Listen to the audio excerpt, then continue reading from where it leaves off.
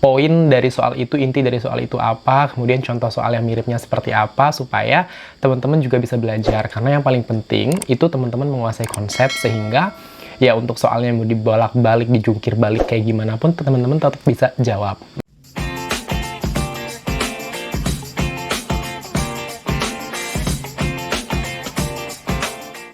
Halo, Assalamualaikum warahmatullahi wabarakatuh. Selamat datang teman-teman, apa kabar? Mudah-mudahan kalian selalu sehat dimanapun kalian berada. Nah, buat teman-teman yang udah pada nanyain sama aku tentang, Wen, kapan lagi nih update-update soal perCPNS-an, khususnya FR-FR. Nah, di video kali ini aku mau coba untuk, ya, berbagi sedikit. Nah, tapi sebelum teman-teman melanjutkan nonton video aku tentang perCPNS-an ini, aku mau sampaikan beberapa hal yang harus teman-teman pahami. Yang pertama adalah, seperti sama-sama kita ketahui bahwa para pejabat dan teman-teman kita di BKN itu sudah mewanti-wanti supaya jangan sampai ada kebocoran soal, termasuk soal-soal SKD CPNS yang sekarang sudah dilaksanakan di beberapa kementerian.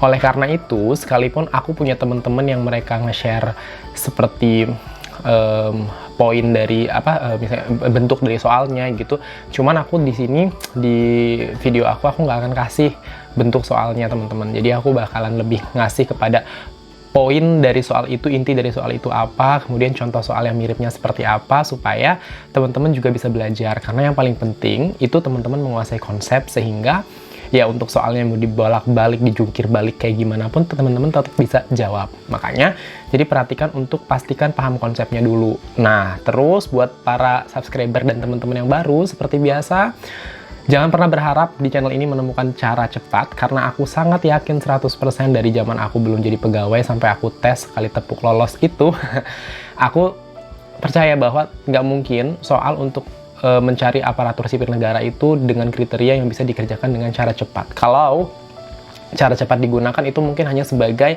shortcut di tengah-tengah proses pengerjaan. Jadi intinya tetap kita harus paham konsep, arah dari soal itu kemana. Nah, kemudian lagi, teman-teman aku yang pada sharing sama aku tuh kan rata-rata mereka juga sampaikan tentang bentuk soal yang TWK dan juga TKP. Tapi seperti sesuai teman-teman semua juga yang minta sama aku bakal fokus di pembahasan TIU. Nanti yang TWK sama TKP teman-teman bisa cari di channel-channel lain. Ya, kalau misalnya udah numpuk banget di aku, baru nanti aku sedikit banyak bakal bahas sama kalian. Diskusi sih lebih tepatnya, kayak gitu. Nah, karena itu teman-teman, nggak usah berlama-lama lagi, mari langsung kita bahas untuk bagian 1, update soal CASN tahun 2021. Selamat belajar! Oh iya, sebelum belajar jangan lupa sediakan buku dan juga alat tulis, supaya kalian juga bisa ikut ngitung. Nanti di tengah-tengah video, seperti biasa kalian bisa pause dulu videonya, kalian kerjakan, dan baru lihat pembahasan yang aku lakukan. Tujuannya ingat, di sini kalian belajar ya, jadi sekali lagi, mungkin kamu nggak akan nemu komen-komen kayak tahun lalu yang ya ampun, aku dapat soal ini mirip banget, bukan mirip, inilah soal yang aku dapat, itu mungkin nggak akan nemu nih tahun ini di channel aku. Tapi yang mirip-mirip itu insya Allah bakalan aku share lagi. So, langsung aja kita mulai. Oke, langsung aja teman-teman, di bagian 1 update soal CASN tahun 2021 ini, kita akan bahas beberapa hal yang aku yakin banget sih teman-teman semua juga mungkin udah familiar sama beberapa topik yang mau aku bahas di sini. Nah, kita akan berfokus kepada spesial pembahasan TIU di seleksi kompetensi dasar seperti yang tadi aku udah bilang sama kalian semua. Nah, jadi ini adalah soal pertama yang muncul ya, ini soal pertama yang dijadikan FR, barangkali kayak gitu. Jadi inti dari FR yang disampaikan sama temen aku yang udah tes itu, dia bilang gini, Wen, soal pecahan itu keluar, terus dan keluarnya itu pecahan-pecahan sederhana seperti yang aku ajarkan di bimbel, karena sebelumnya aku sempat ngajar di bimbel online teman-teman. Nah, jadi ya karena itu tadi aku juga sempat diskusi, maka bentuk soal seperti ini mungkin masih akan keluar. Jadi teman-teman, poin dari mengerjakan soal yang bentuknya seperti ini tuh gampang banget. Jadi kalian silahkan perhatikan soalnya. Di sini kita dikasih bentuk X dan juga bentuk Y yang masing-masing dinyatakan dalam bentuk pecahan. Nah, kemudian kita diminta untuk mencari pernyataan yang benar terkait hubungan antara nilai X dan juga nilai Y-nya. Maka tugas kita adalah tinggal melihat nih dari bentuk si X sama bentuk Y-nya. Sekali lagi, soalnya itu selalu cantik dan tugas kita adalah mencari kecantikan dari soal itu. Nah, gimana tuh ceritanya? Maka ini dia. Nah, di soal ini kita dikasih bentuk yang seperti ini. Ya, kita punya X sama dengan 3/4 ditambah 0,75. Ya, oke, ini udah kita save. Kemudian di bagian Y-nya kita punya 4/3 ditambah 3/4. Nah, kalau secara matematik, secara konstan, secara sekilas gitu ya, kalau kayak orang kayak aku yang memang tiap hari berkutat sama permatematikaan, ini aku bisa langsung coret. Karena kan kita suruh membandingkan, 3/4 sama 3/4 ini coret, jadi kita hanya perlu membandingkan 0,75 sama 4/3. Nah, ini kita bandingkan ke dalam bentuk desimal ya, karena di sini udah ada desimal 0,75. Kita tinggal nyari bentuk desimal dari 4/3. Per itu artinya bagi, jadi tinggal 4 dibagi 3. 4 dibagi 3 itu 1. Kayak gini ya, cara porogapit, 1 kali 3 itu 3, sisanya 4 dikurang 3 itu 1. Nah, ini karena nggak bisa, kita pinjam 0, 10 dibagi 3 itu 0,3. Jadi 1,3, dan ini masih ada hasilnya lagi ya, 9, 1, nanti gitu terus berulang. 1,33, ini kita bandingkan dengan 0,75. Mana yang lebih besar? Jelas yang Y ya. Kenapa? Karena 1 yang ini masih 0, maka dalam hal ini Y-nya lebih besar. Nah, ketika kita udah tahu posisi Y lebih besar, nih aku ingetin lagi dari dasar, memilihnya gimana sih? Ada X, ada Y. Yang lebih besar di sini adalah Y. Maka kita harus makan yang Y.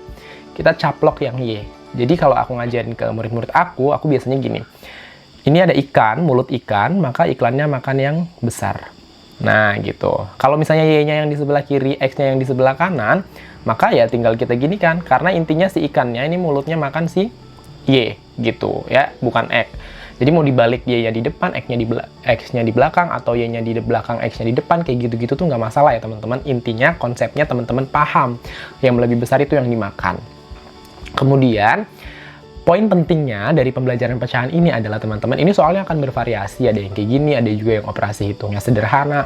Tapi hal yang paling penting harus teman-teman perhatikan adalah bentuk pecahannya itu pecahan-pecahan cantik teman-teman. Kayak ini nih, 3/4 itu kita sebenarnya nggak usah terlalu kita tuh jangan kalau bisa nih ya, kalau bisa teman-teman ini ketika sebelum tes sudah tahu bahwa bentuk istimewa dari 3/4 itu ya 0,75 atau 0,75 itu bentuk pecahan biasanya ya 3/4 kayak gitu-gitu. Jadi angka-angkanya aku nggak bisa jamin, tapi aku prediksi sebagai orang yang sudah mengamati per-CPNS-an dari 2018 19-20 sampai sekarang gitu ya, ngikutin perkembangannya, aku amati untuk soal-soal SKD itu pasti bentuk-bentuk yang umum, bentuk-bentuk yang dasar di matematika. Jadi kalau bisa teman-teman sudah hafal di luar kepala kayak gitunya. Cara hafal gimana? Ya harus sering-sering latihan, jadi udah terbiasa berinteraksi dengan soal-soal itu. Oke, oleh karena itu, jadi yang dimakan Y. Maka soal ini jawabannya yang mana? Yang C ya teman-teman. Lihat nih, mulutnya makan si Y. Gitu, gampang ya. Jadi untuk soal ini dibalik seperti apapun, teman-teman harus bisa. Kita lanjut ke soal berikutnya. Oke, ini dia di soal berikutnya. Nah, kalau misalnya di soal berikutnya ini, nah ini udah berkaitan sama barisan. Jadi kalau si teman aku tuh dapat sekitar 3, 4 atau 5 gitu tentang barisan. Kemudian ya dia bilang barisannya gampang. Karena gampang itu jadi kayaknya mungkin teman-teman sekali lihat aja bisa gitu. Nah, sekarang aku ngasih tantangan nih, aku coba untuk sajiin soal yang seperti ini, yang barisannya itu bukan barisan bilangan, tetapi barisannya adalah huruf, dan konsepnya tetap yang kita pakai itu mirip sama barisan bilangan. Nah, kalau misalnya teman-teman mau hitung dulu, boleh silahkan dihitung, di pause videonya. Nanti kalau misalnya udah dapet, silahkan disamakan sama hitungan aku. Jadi kalau untuk soal yang seperti ini, cara mengerjakannya itu begini. Kita punya D, kemudian kita punya D lagi, kita punya F, kita punya I, dan kita punya M.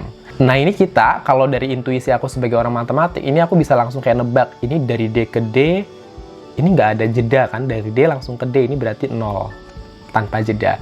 Dari D ke F, itu ada jeda satu huruf, E, betul? Kemudian dari F ke I, itu ada huruf juga, F, G, H, I. Dari I ke M itu ada jeda tapi 3 huruf, I, J, K, L. Lihat deh, ini 0 jeda, 1 jeda, 2 jeda, 3 jeda, berarti berikutnya kita bisa tebak akan ada 4 jeda. 4 jeda setelah huruf M berarti N, O, P, Q. Berarti huruf berikutnya adalah R. Gampang ya? Dan jawabannya untuk soal ini adalah yang C. Gitu teman-teman. Jadi mau soalnya berupa soal huruf atau soal angka, teman-teman intinya adalah mencari pola yang bagus. Karena pola bilangan itu adalah soal yang paling disukai sama sejuta umat yang ngikutin CPNS. Jadi itu soal yang aku bilang sebagai penyumbang poin tertinggi teman-teman. Jadi pastikan teman-teman jawab soal-soal seperti itu. Oke, kita lanjut ke soal berikutnya. Nah, di soal berikutnya ini, kita bahas lagi tentang operasi hitung pada bilangan pecahan ya teman-teman. Nah, kalau operasi hitung di bilangan pecahan itu, sama kayak tadi aku bilang, kemungkinan yang muncul adalah pecahan-pecahan cantik, pecahan-pecahan yang teman-teman bisa cari dengan mudah. Nah, sekalipun nggak angka-angka ini, sekali lagi ya, ini bukan angka yang pasti. Jadi teman-teman, aku hanya ajarin konsepnya supaya tetap bisa belajar. Silakan teman-teman mau pause dulu videonya boleh, kemudian nanti bisa nonton lagi kalau udah selesai ngitung. Nah, cara ngitungnya tuh gampang. Pertama, lihat dulu optionnya. Optionnya di sini yang diminta adalah dalam bentuk desimal, dalam bentuk angka ya, bukan dalam bentuk pecahan. Maka yang bentuknya masih pecahan, kita ubah ke desimal. Dalam hal ini ya ini, si 3/4. 3/4 itu ya, kita udah tahu bahwa ini adalah bentuk desimal dari 0,75. Bang Wen, aku nggak tahu nih gimana dong cara ngubahnya. Nah, aku kasih tahu ya. Per itu artinya bagi. Jadi 3/4 itu artinya 3 dibagi 4 ya. Oh iya, kalau misalnya kalian agak keberisikan, aku minta maaf ya karena agak ini nih, agak bocor nih. Aku syuting ini demi kalian, aku lakuin di situasi yang memang lagi nggak kondusif demi kalian. Nah, kita lanjut. Jadi 3/4 itu artinya 3 dibagi 4. Kalau udah kayak gini, 3 dibagi 4 kan nggak bisa. Maka kita pinjam 0. Kalau udah pinjam 0, maka di depannya kita lunasin dulu nih 0, ya. 30 dibagi 4 yang mendekati itu adalah 7. 7 kali 4 kan 28, ya. Kenapa nggak 8? Karena 8 kali 4 udah 32, itu udah berlebihan. Nggak boleh lebih dari 30. Bolehnya ke bawahnya. Jadi 28, kita kurang sisa 20. 20 bagi 4 itu 5. 5 kali 4 itu 20. Nah, 0 habis kan? Kalau udah habis berarti berhenti perhitungannya. Makanya 3/4 itu nih 0,75. Ini bentuk-bentuk yang kayak gini-gini teman-teman harus ingat ya. Kita mulai dari yang kayak sederhana, misalnya setengah itu 0,5, itu harus sudah hafal. Kemudian 1/4 itu 0,25. 2/4 itu kan bentuk lain dari setengah. Kenapa? Karena ini bisa disederhanakan. Ini angkanya kita bagi 2. 2 bagi 2, 1. 4 bagi 2, 2 nih. Jadi 2/4 tuh sama kayak setengah. Pokoknya ini aku ajarin dasar-dasar, nggak apa-apa ya. Jangan protes yang udah pada pinter. Ya, kayak gitu. Ini harus sudah hafal. setengah berarti 0,5. Nanti 3/4 tadi ya 0,75. Ini 4-nya kok kayak toge gini. Kemudian 1/4, 2/4, 3/4, nanti ada 4/4. Ingat per itu bagi. Jadi 4/4 itu 4 bagi 4 berarti 1. Gitu. Jadi intinya gampang kalau kita udah paham tentang konsep dasar aja nih dulu ya. Kemudian, oh iya teman-teman, kalian nggak usah terlalu takut nih kalau soalnya, aduh aku takut banget nih kalau misalnya soalnya bakalan ada tentang materi-materi yang matematik banget gitu ya. Matematik banget tuh maksudnya materi-materi jurusan matematika. Aku sih prediksi tuh nggak akan keluar ya. Nggak tahu kalau SKD untuk yang S2, S3 gitu barangkali gitu ya dibedakan, saya nggak tahu.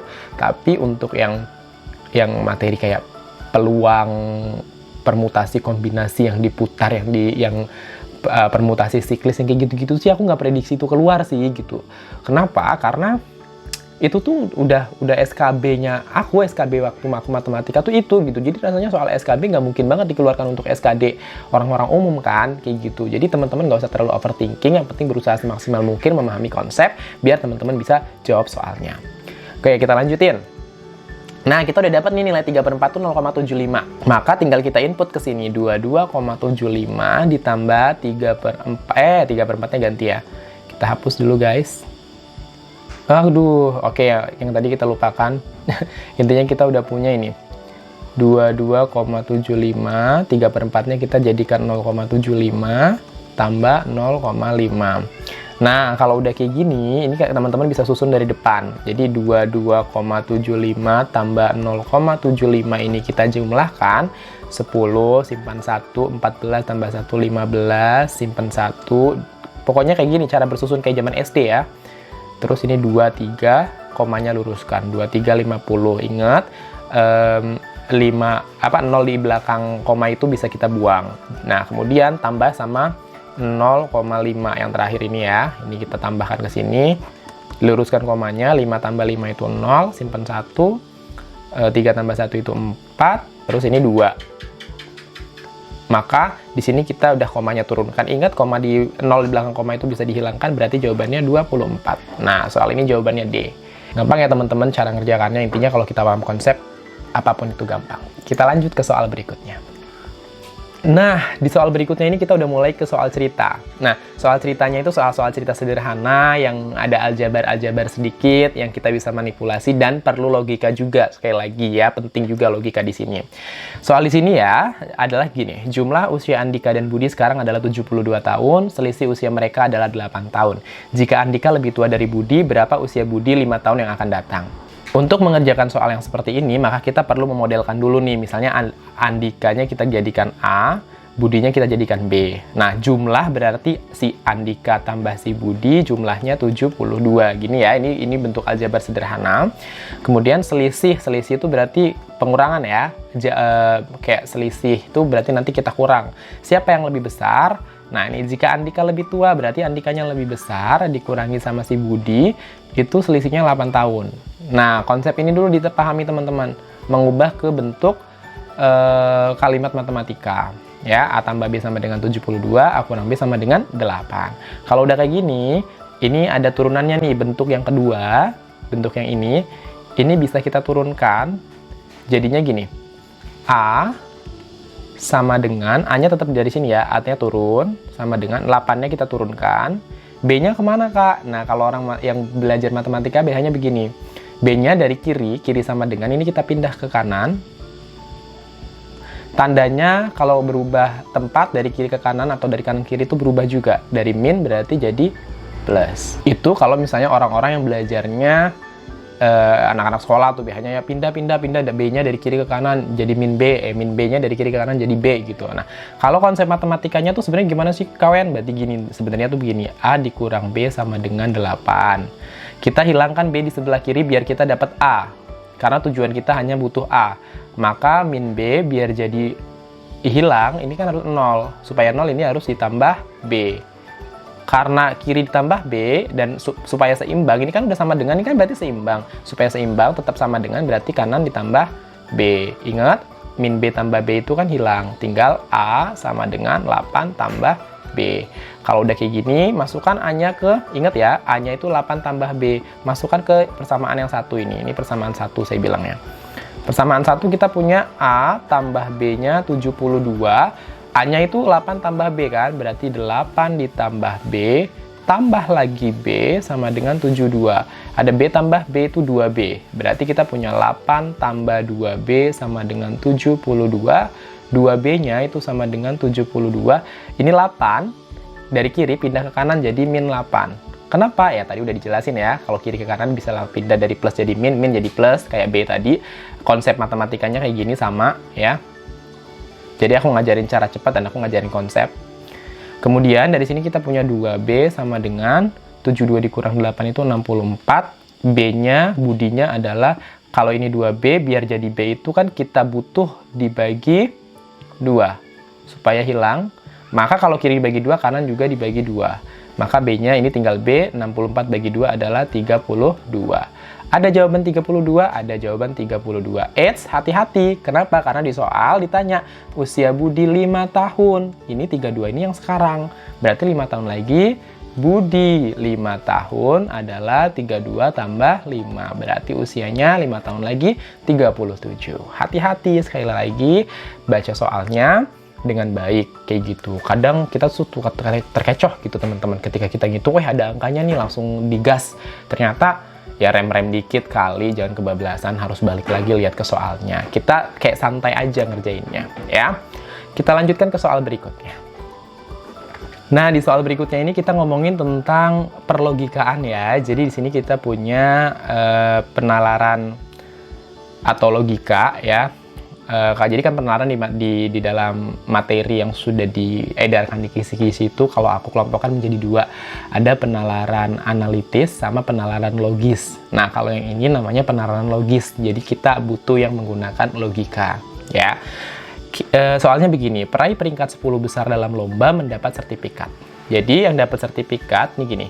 10 besar itu dapat sertifikat. Badu mendapat peringkat 3. Ya, Badu dapat 3. Ya kan? Kesimpulan yang tepat. Badu memperoleh sertifikat. Betul nggak? Jelas ya, ini dari aja kita udah bisa langsung tebak. Kenapa? Kenapa Badu dapat sertifikat? Karena Badu peringkat 3. Peringkat 3 itu termasuk ke dalam 10 besar. Maka Badu dapat sertifikat. Nah, kebetulan ini jawabannya A, langsung bisa kita dapat. B, Badu tidak memperoleh sertifikat. Itu salah. Karena jelas Badunya masuk 3 besar. 3 besar bagian dari 10 besar. Maka ini yang B salah.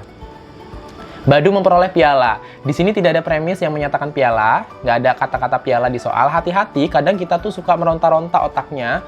Bikin kesimpulan sendiri, Badu peringkat 3, berarti peringkat 3 tuh kan biasanya dapat piala. Nah, kita ngide sendiri. Oh ya udah, berarti Badu dapat piala nih gitu. Padahal di soal, di premis, di premis, di soal itu nggak ada kata-kata piala. Jadi tuh hati-hati, jangan sampai otak kita meronta-ronta, juara 3 berarti dia dapat piala gitu ya.